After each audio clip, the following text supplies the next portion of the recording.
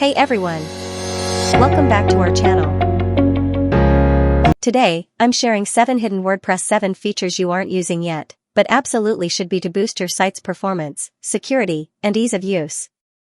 And the best part? Most of these are right under your nose. Let's dive in.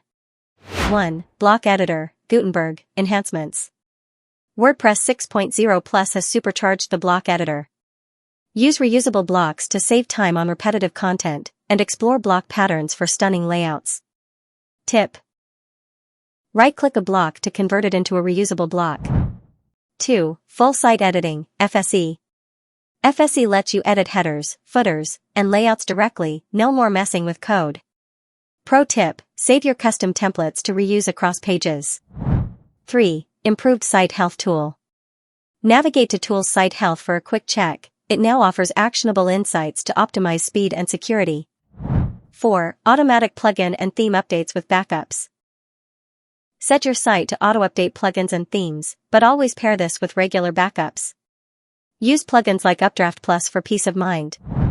5. Native Lazy Loading. WordPress now supports native lazy loading for images, speeding up your site effortlessly. Tip: ensure your images use the loading equals lazy attribute.